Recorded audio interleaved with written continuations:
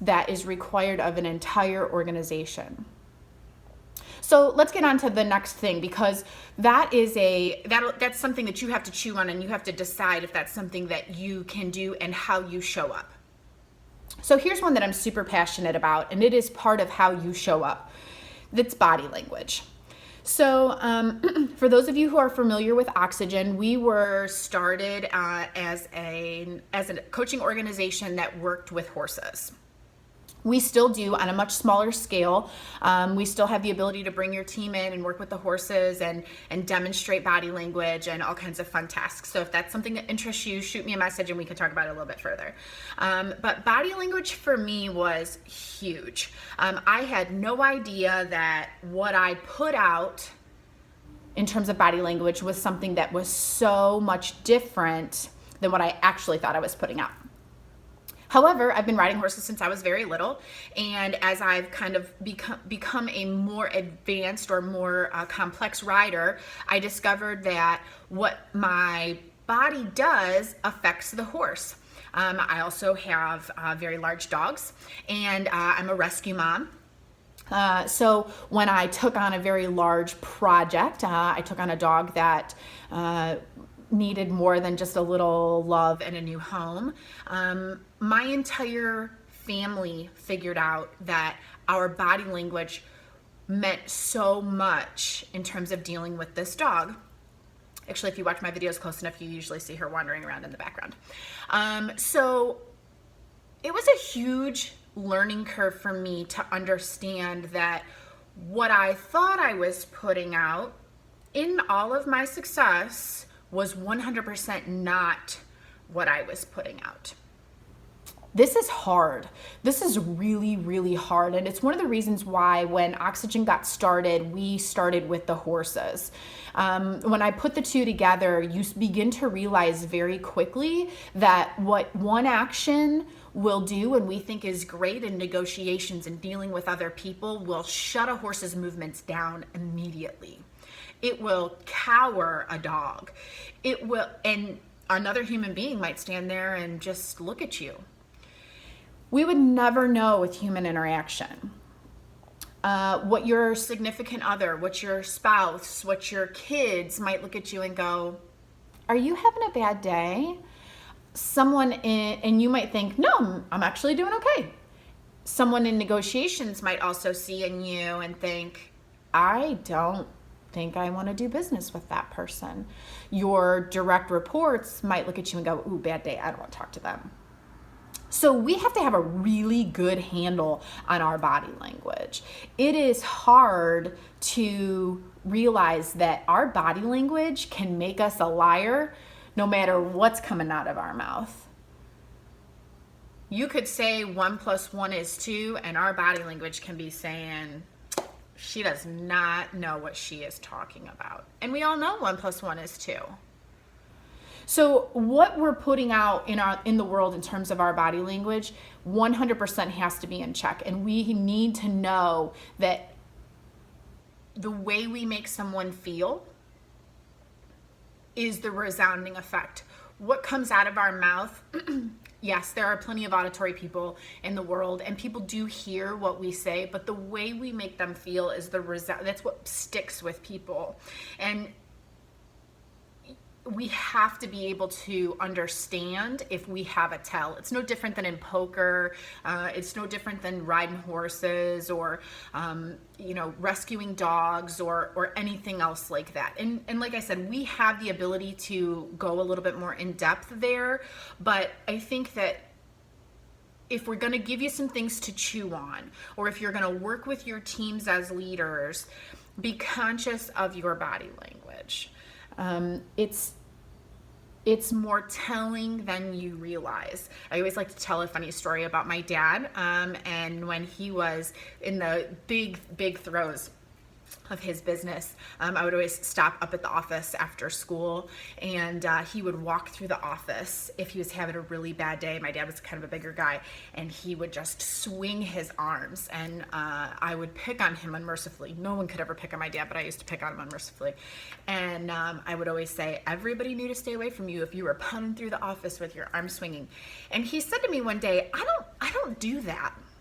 And I'm like, oh, you do that. Now, granted, this was way before the days of smartphones, so I would have very easily been able to video him, but I'm too old to say that there wasn't smartphones then. But again, his body language was just, and you could take anything to my dad, and he would have given you the shirt off of his back. But if he was in that mood and he came pounding through that office, there was no way people were going to approach him like that, because he was on a mission. So just a word of caution that if you aren't aware of what your body language is putting out there, either have a conversation with someone who can be super real with you, or let's talk about ways to get in check with your body language.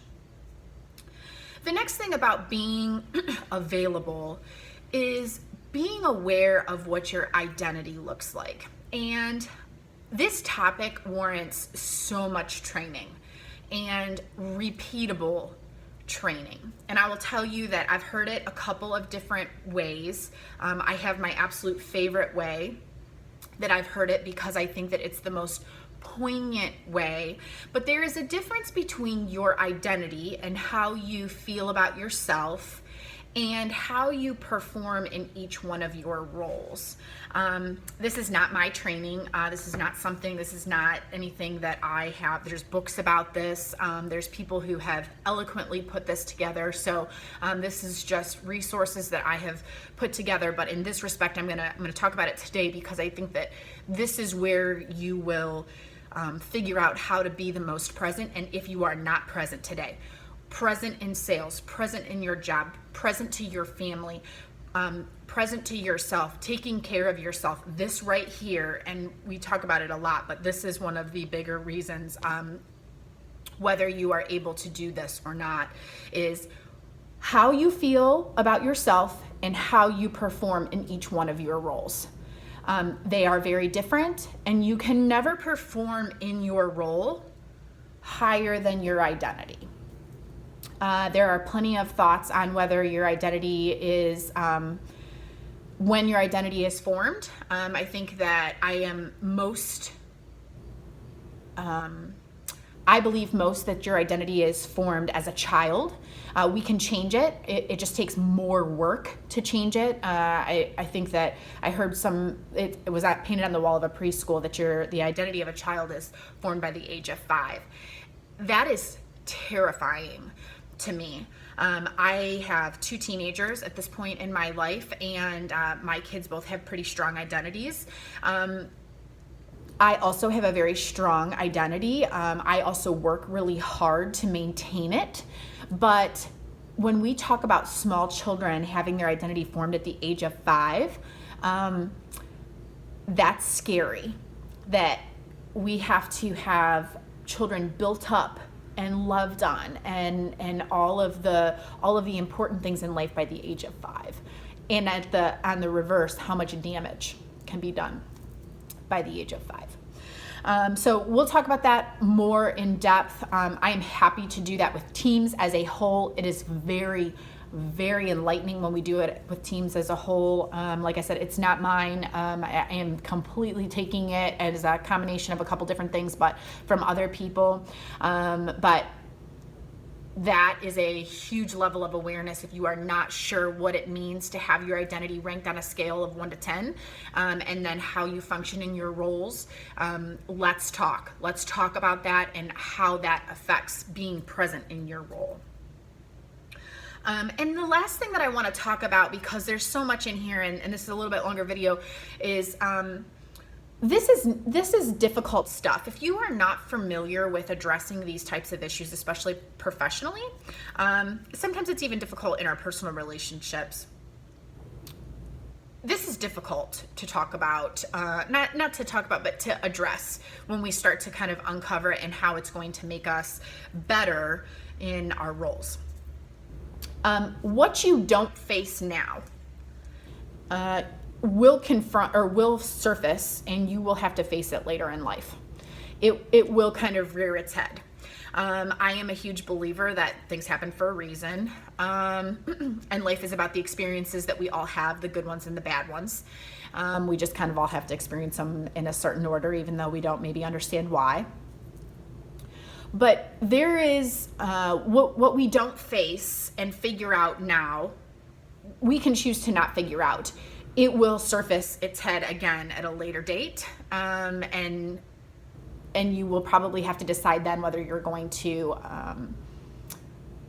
address it then or shove it away and wait for it to surface again. So if you're not okay with that, then that's fine, and you can shove it under the rug and wait for it to show up again.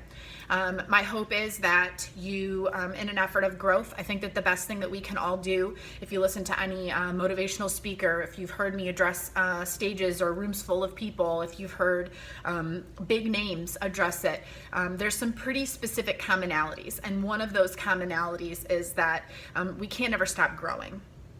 And this is one that might poke at you for a little while. So with that, I'm going to leave this to get to let you chew on for a little while. We'll be back in a couple of days with some more. There was a lot of content here today. So if you are looking for some more information, if you need some delving in, if it's something that you'd like your team coached on, or you have an event coming up that you'd like one of our trainers to pop in and do some more coaching on, we're happy to do so. You can find us on YouTube, Instagram, Oxygen EQ, Facebook, email. All of our contact information is in all of those places. And we can't wait to do some more coaching over the next few days. So more than anything, I hope that you took a little time to take a deep breath today and breathe life in. Have a great day, everybody.